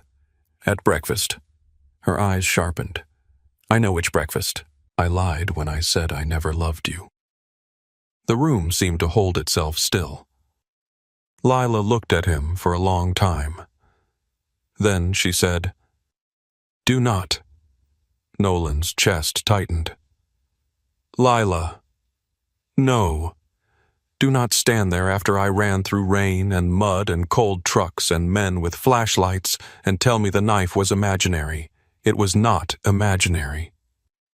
You put it in my chest. I know. You watched me bleed and told the housekeeper to clean the floor. His voice broke on the edge of the answer. I know. She stepped closer, but not enough for him to touch. You do not get to make the wound romantic because you regret holding the blade. Nolan closed his eyes briefly. When he opened them, he looked at her fully. No, I do not. That answer did more damage to her anger than denial would have. She hated him a little for learning honesty late. Silas stood near the far wall, silent. Nolan continued slower now. I loved you by the 3rd month. Lila's jaw tightened. He did not stop. I knew it the night my mother died. Everyone in that church looked at me like they were waiting to see whether I would crack. You were the only person who did not look. You just took my hand. You held it through the burial. You did not ask for anything. You did not make my grief about yours. You just stayed. Lila's eyes shone, but she did not blink. I knew it when I came home late and found you asleep in the library with a book on your chest. I stood there for 10 minutes because the house was quiet and you made it feel less dead. I knew it when you stopped asking me to come to dinner because that meant I had taught you not to hope. His voice roughened. I knew it every time I walked away from your door. Lila looked down. The silver cross rose and fell with her breathing. Then why, she asked. 2 words. They were not loud. They were worse. Nolan looked at the covered windows. He could see his own reflection there ghosted over hers. Because my father raised me to believe love was the place men go to be killed. Because every soft thing in our house was punished until it learned to hide. Because I thought if I kept you far enough away, no one could use you against me. Then I realized I wanted you close, and that scared me worse. Lila's mouth trembled once. So you made me feel worthless. Yes. So you could feel safe. The truth stood between them, ugly and undeniable. Yes, Nolan said. Lila turned away. For a second, he thought she might cry. She did not. She walked to the table and opened the ledger. You want truth, she said. Nolan stayed where he was. Yes. She turned the book toward him. Arthur Cross. Payment confirmed. 3.2 million. Baton Rouge, November 2018. Nolan looked at the page. His father's name sat there in Raymond Hart's handwriting. He did not move for several seconds. When he spoke, his voice was quiet. I suspected. Lila looked up. You suspected my father killed yours. I suspected someone did. Arthur Cross did not die peacefully. Men like him rarely do. Did you know it was Raymond? No. Would you have married me if you had Nolan's eyes lifted to hers? Yes. The answer hit her strangely. You would have married the daughter of the man who killed your father. I married you because Raymond Hart had enemies. I married you because the Hart men would have torn the city apart without a symbol to kneel to. I married you because I told myself that was strategy. And the real reason, Nolan's face changed. The first time I saw you after the funeral, you were standing in your father's study with blood on your lip because you had bitten it, trying not to cry in front of his men. You looked terrified, but you did not lower your head. I thought if someone did not stand between you and them, they would eat you alive. Lila stared at him. You never told me that. I did not know how to say it without admitting I cared. The honesty was too late, but it was still honesty. Lila turned another page. Claire Hart. Payment arranged. 1.8 million. Galveston. July 2004. Nolan read it. His face went still in a different way. The silence that followed was not about crime. It was about a child losing the last clean room in her memory. My mother, Lila, said. He killed my mother too. Nolan looked up slowly. Whatever he had prepared to say died before it reached his mouth. Lila's voice remained calm, which made the words sound sharper. She knew about girls being moved through the ports. She wanted to take me and go to the bureau. My father chose his empire. Then he sat beside my bed and told me God had taken her. Nolan whispered her name. She lifted one hand. No, do not pity me. I am done being the girl men pity after they ruin her. Nolan stepped back as if the words had physical force. Silas's eyes stayed on him.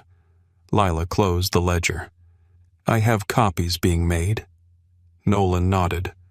One goes to a federal prosecutor. One goes to a reporter in Washington. One stays with Silas. If I disappear, it all goes out. Good, Nolan said. She frowned. Good? Yes. You understand what this does to you? Yes. To your family? Yes. To your men? To the ones who deserve prison. To the ones who deserve graves, God can sort them. Lila studied his face, searching for calculation. She saw exhaustion, fear, grief. Something like surrender. She did not trust it, not completely, but she recognized the cost of it. What do you want from me, Nolan? He looked at the ring on the table. I want to say I am sorry without asking you to make it easier for me. She waited. He looked back at her. I am sorry for breakfast. I am sorry for every dinner where you waited. I am sorry for every door I closed and every morning I made you feel invisible. I am sorry I turned our marriage into a room where you had to shrink to survive. I am sorry I loved you like a coward and hurt you like my father's son. Lila's face twisted, only for a second, enough to show him there was still blood under the armor. I would have loved you, she said. The words almost took him down. I know. No, you do not. I would have loved you through the darkness if you had let me see where it hurt. I would have sat with you in that ugly old house and held every broken piece you were ashamed of. I was young and stupid enough to believe love could teach a man gentleness. He swallowed, and now she looked at him for a long time. Now I am older. A sound left him, not quite breath, not quite pain. Lila moved to the table and picked up a folder Silas had prepared. She slid it toward Nolan. There is a way for you to live. Nolan did not touch it. What way you call off every man loyal to Cross? I did. You hand Mason enough power to keep the streets from turning into a bloodbath. He can hold them for a while. You take the ledger to the federal prosecutor with me, confirming you came willingly. Silas looked at her sharply but said nothing. Nolan's eyes did not leave her face. You testify, she said. Judges, police, port officials, Hale, everyone. That would end the Cross Syndicate. Yes, my father's name was already rotten. My men will call me a traitor. You were loyal to monsters. He nodded slowly. That is true. Lila's hand tightened around the folder. And after that, you disappear. Witness protection prison deal, whatever they give you. You do not look for me. You do not send men. You do not send money. You do not buy houses near mine or flowers from 1,000 miles away. You do not turn love into surveillance. Nolan looked down. The last line found him. Then he looked back up. And if I do all of that? Lila's voice softened, and that hurt most of all. Then somewhere in the world there will be one man named Nolan Cross who finally did not choose power first. His eyes filled. He did not hide it. Do you still love me? Silas shifted faintly as if the question angered him. Lila did not. She only looked at Nolan. Rain slid down the covered windows behind her. The city lights blurred through the curtains. The ring sat between them, catching a dull gold glow from the lamp. Yes, she said. Nolan closed his eyes. A tear slipped down his face. Lila continued. But I love the woman I became after leaving you more. The room went quiet. That was the end. Not the legal end. Not the public one. Not the one written in court papers or whispered through New Orleans dining rooms. The real one. Nolan opened his eyes. He looked at her like a man watching the last light leave a house he had burned himself. I understand. I hope you do. He reached into his pocket and took out his phone. Silas's guard stepped forward, but Silas lifted one hand to stop him. Nolan placed the phone on the table and dialed Mason on speaker. Mason answered immediately. Boss, stand everyone down. They are down. All of them. Ports, roads, airports, house crews. No one follows Lila Cross. Lila looked at him. Hart, she said. Nolan closed his eyes once. No one follows Lila Hart. A pause came through the speaker. Mason understood more in that pause than most men would in an hour. Yes, boss. Vincent Hale will move when he smells blood. He already has. Give him the east warehouses. Let him think I am distracted. Pull our people out before midnight. Boss, that is not a request. Yes. Nolan looked at Lila. His next words came slowly. And Mason. Yes. I am taking the Hart ledger to the United States Attorney. Silence. Long. Heavy. Then Mason said, That ends us. Yes. Another silence. Then Mason exhaled. Maybe we ended a long time ago. Nolan's mouth tightened. Keep the civilians out of it. Rose Walker leaves tonight. Sam Carter and his wife get moved. Hank Carter too, if he will go. Lila's eyes flashed. Nolan met them. I know you did not ask me to protect them. No, she said. I know protecting them does not earn me anything. No, I am doing it anyway. She looked away first. Mason said I will handle it. The call ended. Nolan set the phone down. Then he called Ava. She answered with a tired, wary voice. Tell me she is alive. Nolan looked at Lila. She is alive. Are you? Not the way I was. Ava said nothing. Nolan's voice shook. I choose her. The words hung in the room. Ava asked softly, Does that mean she is coming back? Nolan looked at the woman by the window. The one with his ring on the table, her mother's cross at her throat, and her father's empire in her hands. No, Ava breathed out. Then maybe you finally know what choosing her means. Nolan ended the call. For a moment, no one moved.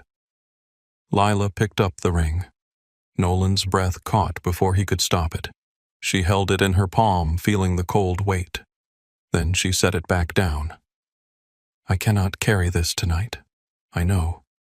And I cannot carry you. I know that too. She nodded. Silas opened the door.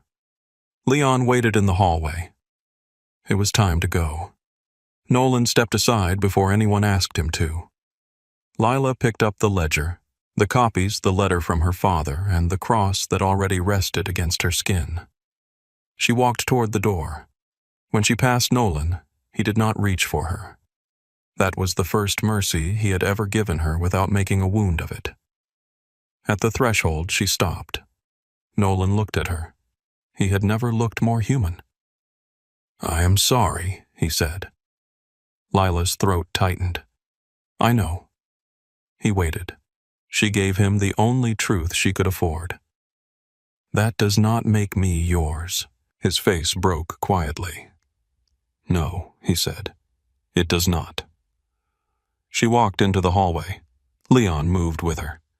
Silas followed behind his cane, striking the carpet in a slow, steady rhythm. The service elevator opened. Lila stepped inside. Just before the doors closed, she looked back. Nolan still stood in the doorway of the suite, alone, empty-handed, the ring behind him on the table, the empire ahead of him like a body already cooling. For 11 months, Lila had dreamed of him coming after her. Now he had, and she left anyway. The elevator doors slid shut. Downstairs, the hotel kitchen smelled of garlic steam and lemon cleaner. A cook looked up from a cutting board, saw Silas Mercer, and immediately looked back down. Leon led Lila through the rear exit into the alley where rain fell in silver lines under the security light. The blue pickup waited with the engine running. Lila paused beneath the awning. For the first time since she had stepped through the east gate, no one was chasing her. No black Escalade, no guard at her back, no husband reaching for her wrist.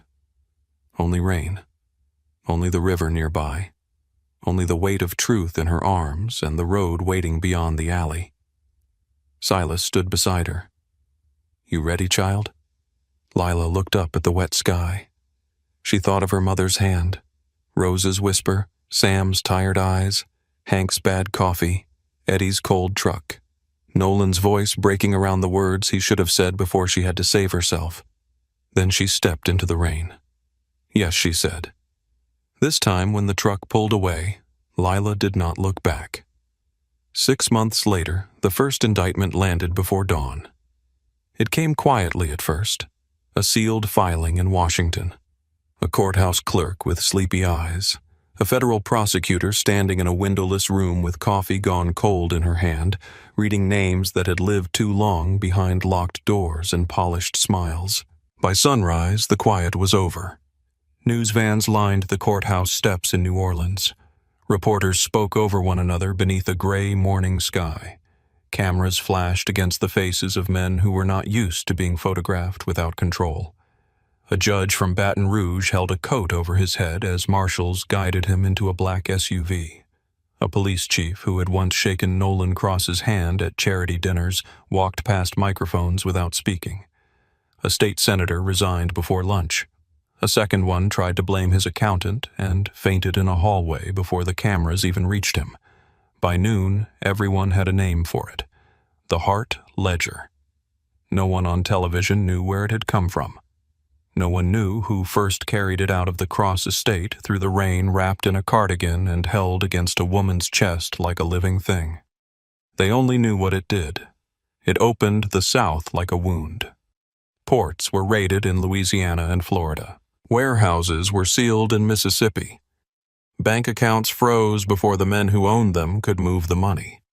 Church charities, shipping companies, construction firms, bail bondsmen, judges, sheriffs, city councilmen, campaign donors, and men who had spent 20 years believing their sins were buried under paperwork all woke to find federal agents at the door. In New Orleans, the Cross estate sat behind its black iron gates with no cars in the drive. The roses were still trimmed. The fountains still ran. The white columns still stood bright in the sun. But the house was empty. Rose Walker had left 3 nights before the first arrest. Mason Reed sent a car for her after midnight. He told her to pack 1 suitcase and not ask questions. Rose looked at him from the servants' hallway, her gray hair pinned beneath a scarf, her eyes steady. "Did she get out?" Rose asked. Mason did not pretend not to understand. "Yes." Rose closed her eyes. Only for a second. Then she picked up the suitcase she had already packed. In Savannah, under a softer sky, Rose opened a flower shop on a narrow street that smelled of salt and warm brick. She called it Claire's Garden. Every morning she placed white magnolias in the front window. Sometimes, when no customers came in, she stood behind the counter with her hands resting on the wood and listened to the silence. It was not the silence of the Cross estate. This one belonged to her. Sam Carter and his wife moved to a small house outside Chattanooga with a porch swing, 2 rocking chairs, and a dog his wife said they did not need until the dog fell asleep at her feet. Sam never drove a cab again. He fixed old radios in the garage and drank coffee before sunrise. Sometimes a black car passed too slowly on the road, and his hand would still pause over the screwdriver. His wife always noticed. "You thinking about her?" she would ask. Sam would look toward the porch, I am thinking she better still be breathing. His wife would nod and go back to shelling peas or reading the paper. Once an envelope arrived with no return address. Inside was enough money to pay off the house and one small note written in a woman's careful hand. For Jenny. Sam sat at the kitchen table for a long time with the note in his palm. His wife did not ask to read it. She only put one hand on his shoulder and left it there. Hank Carter refused to leave his farm. Mason sent 2 men and a clean truck. Hank met them on the porch with his shotgun, wearing the same stained flannel and the expression of a man who had never enjoyed being helped. The younger man said, "Sir, we are here to move you somewhere safe." Hank spat into the dirt. "Safe from what people who may want to ask questions? I have been avoiding questions since 1986. Mr. Carter, this is serious." Hank lifted the shotgun a little. "So is my breakfast." The men left without him. 3 weeks later, Hank received a new roof, a repaired well, and a feed delivery paid for in cash. He did not ask who sent it. He told Dolly, the pig, that city people had strange ways of apologizing, then went back to fixing a fence that did not want to be fixed. Eddie Boone continued driving seafood between states. When agents questioned him about whether he had ever carried a fugitive woman hidden behind shrimp pallets, Eddie looked at them with deep insult. "Sir," he said, "I carry shrimp. Shrimp do not ask for rides. Women with trouble do not smell that bad." The agent stared at him. Eddie stared back. Nothing came of it. In Washington, Nolan Cross testified for 17 days.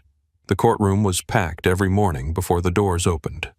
Reporters waited in the hallway with phones, recorders, and hungry faces. Men Nolan had once dined with watched him from defense tables, their suits expensive, their eyes murderous. He wore a plain navy suit the government gave him because his own clothes had been seized. No gold cufflinks, no watch, no ring. His hands rested on the table in front of him, bare and still. The prosecutor asked questions. Nolan answered. Names, routes, payments, judges, dock supervisors, safe houses, burial sites. Which officer took cash? Which charity washed money? Which senator knew? Which one pretended not to? He did not look away from the jury. He did not soften what he had done. He did not make himself smaller or better than the facts. He gave the government the Cross Syndicate one piece at a time until the thing his father built no longer looked like an empire. It looked like men, weak men, greedy men, frightened men, dead men who had taught their sons to mistake cruelty for strength. On the 12th day, a defense attorney asked him why he had chosen to cooperate. Nolan looked at the man for a long moment. Then he said, "Because someone I hurt asked me to save whatever was left of myself." The courtroom went quiet. The attorney smiled like he smelled blood. Your wife, Nolan, did not correct him at first. The word wife still moved through him like a blade finding an old wound. Then he spoke. Lila Hart. Not Cross. Hart. The prosecutor continued. The trial moved on. But every reporter wrote down the name. Lila did not read the articles, at least not at first. She had gone north after Memphis, farther than Nolan knew, farther than Raymond Hart's men would have expected, farther than the version of herself who once watched the East Gate from a bedroom window could have imagined. Portland, Maine did not feel like escape when she first arrived. It felt like the end of the world. Cold harbor, gray water, gulls screaming over fishing boats, brick buildings wet with fog, narrow streets that smelled of coffee salt and wood smoke, no live oaks, no magnolias, no iron gates, no men in dark suits standing at the edge of every room. She rented an apartment above a bakery from a woman named Margaret, who wore red glasses and asked only 3 questions. Do you smoke? No. Do you have pets? No. Are you running from someone who will break my windows? Lila stood very still. Margaret looked at her over the glasses. Long pause, she said. That means maybe. Lila answered carefully. Not anymore. Margaret studied her. Then she handed over the keys. Rent is due on the 1st. The radiator bangs at night. If you hear singing at 4 a.m, that is my baker, not a ghost. The apartment was small, a kitchen with chipped blue cabinets, a bed by the window, a bathroom with a clawfoot tub, a crooked shelf, a heater that clanked like someone trapped inside the wall. Lila slept the first night with a chair against the door. The second night, too. By the third, she moved the chair away and lay awake listening to rain. Not New Orleans rain, not mansion rain, not rain against windows that could not be opened. This rain smelled like sea and stone. She found work in an art restoration studio near the harbor. The owner, a widower named Thomas Bell, had hands stained with varnish and the patience of a priest.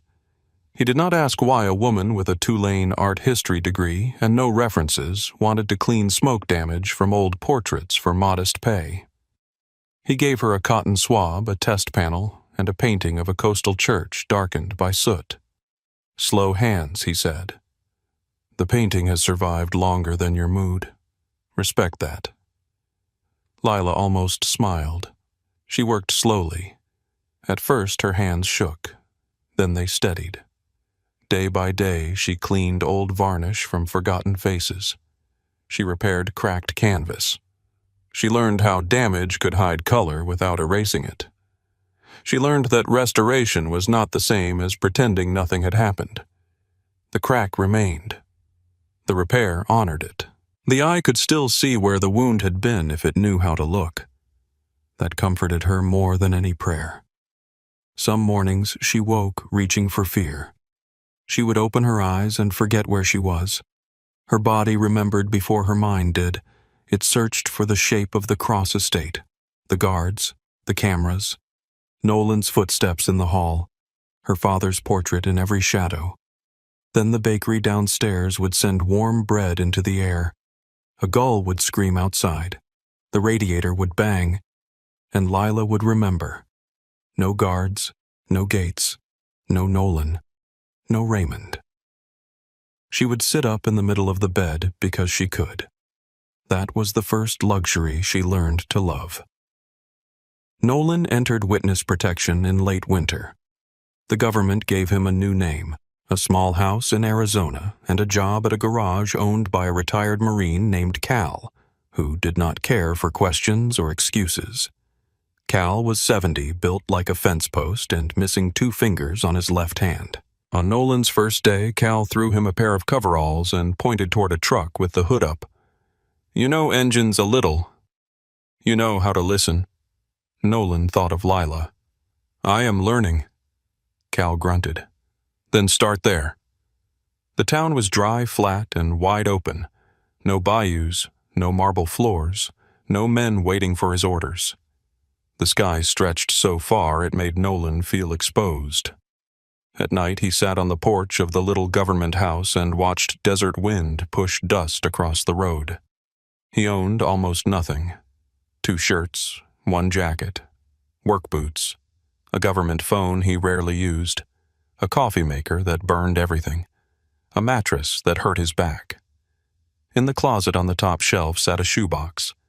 Inside were Lila's letters, the note she left on the nightstand, and her wedding ring. He took them out only when he knew he would not lie to himself. Some nights he read 1 letter, never more. More felt like stealing. Sometimes he held the ring in his palm and remembered the first time he had slid it onto her finger. He had thought then that a ring meant safety, agreement, ownership dressed up as ceremony. Now he understood that a ring could be a cage if one hand closed too tightly around the other. He never contacted her, not when the trial ended, not when the first guilty verdict came back, not when the news called him a traitor, not when Ava found him through channels she refused to explain and sent him a postcard with no return address. The front showed a lighthouse. The back said only, "You are still an idiot, but less of one." He smiled when he read it. Then he placed it beside Lila's letters. 3 months after the verdicts, Lila received an envelope at the studio. No return address. Her new name written carefully across the front. She knew before she opened it. Her hands went cold anyway. Thomas looked up from the workbench. "You all right?" Lila stared at the envelope. Yes. It was not fully true, but it was true enough. She took it outside and walked to the harbor. The morning was pale and windy. Boats rocked against their lines. A fisherman shouted to another man on the dock. Somewhere a bell rang from a buoy moving with the tide. Lila sat on a bench and opened the envelope. Inside was her wedding ring and a note. 7 words. "You were right. I am sorry. N." She sat very still. The ring looked different in main light. Smaller somehow, less powerful. Just a diamond. Just metal. Just a beautiful thing that had once helped convince her she belonged in a life that was killing her slowly. She waited for rage. It did not come. She waited for grief. That came but gently. Not the kind that drags a woman to the floor. The kind that sits beside her and reminds her she survived the thing she is mourning. She thought of Nolan in the courtroom saying her name correctly. She had watched that part once. Only once. On a borrowed laptop in her apartment wrapped in a blanket while snow tapped the window. He looked thinner, older, human in a way he had never allowed himself to be inside the Cross estate. When the attorney called her his wife, Nolan had paused. Then he said, "Lila Hart." She had closed the laptop and cried for 5 minutes. Not because she wanted to go back, because some part of the girl who waited at dinner had finally been seen. Now, on the harbor bench, she held the ring between her thumb and finger. A gull cried overhead. The water moved dark and cold below the dock. Lila stood. She walked to the edge. For 1 second, she saw everything inside the diamond. The breakfast room, the broken cup, Rose's hands, the east gate, Sam's cab, Hank's kitchen, the cold truck, Silas's suite, Nolan standing in the hotel doorway, finally empty-handed. Lila kissed the ring once, not for the marriage, for the woman who had believed in it. Then she dropped it into the water. It vanished without a sound. She stayed there until the wind made her eyes water. Then she folded Nolan's note and placed it inside her coat pocket. Not as a promise. Not as a wound. As proof that an apology could arrive and still not be a chain. Spring came slowly to Maine. Snow turned to dirty slush. Slush gave way to wet streets. The bakery began selling lemon cakes on Sundays, and Lila bought one every week, though she lived alone and never finished it. She kept fresh flowers in a jar on the windowsill. Not magnolias. They did not grow easily there. Daffodils at first, then tulips, then whatever the market had that looked stubborn enough to live. At the studio, Thomas gave her a new project, an old portrait of a woman in a white dress. The canvas had been rescued from a house fire. Smoke had blackened the edges. Heat had cracked the paint across the woman's face. One hand was nearly lost beneath soot. The eyes were barely visible. "Think you can help her?" Thomas asked. Lila studied the painting. The woman in white stood beside a window in some forgotten room. One hand resting on the sill, her face turned toward light that had almost disappeared under damage. Lila touched the air above the canvas, not the paint. "She is still there," she said. Thomas nodded. "Then take your time." Lila worked on the portrait for weeks. Slowly, the smoke lifted. The white dress returned first, not pure white, but warm, layered real. Then the hand, then the curve of the mouth. The eyes came last. They were not soft eyes. They were steady. They belonged to a woman who had seen fire and remained in the frame. One morning, Lila stood alone in the studio before anyone else arrived. Rain tapped against the high windows. The harbor was hidden behind fog. The painting rested on the easel in front of her. She leaned close with a cotton swab and cleaned the last dark line from the woman's cheek. Color appeared beneath it. Not bright, not untouched. Alive. The bell above the studio door rang. Margaret from the bakery stepped in carrying a paper bag. "I brought lemon bread," she called. "Thomas said you forget breakfast when you are arguing with dead paintings." Lila smiled without looking away from the portrait. Margaret came closer and studied the canvas. "Well," she said. "Look at her." Lila lowered the swab. Margaret tilted her head.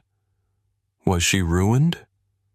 Lila looked at the woman in the painting, at the cracks that still showed faintly beneath the careful repair, at the smoke marks she had softened but not erased, at the eyes that had survived. "No," Lila said. Margaret waited. Lila wiped her hands on a cloth. She was waiting for someone patient enough to find what was still there. Margaret smiled and set the lemon bread on the table. Outside, the fog began to lift from the harbor. Light entered the studio slowly. It touched the painting first, then the workbench, then Lila's hands. She opened the window. Cold sea air moved into the room. For a moment, Lila closed her eyes and let it fill her lungs all the way down. There was no estate behind her, no ledger in her arms, no ring on her hand, no man deciding whether she was worth loving. Only the sound of water, the smell of bread, the painting before her, and a life that belonged to no one else. Nolan Cross had once told her he had never loved her. By the time he learned the truth, Lila Hart had already become someone he could never keep.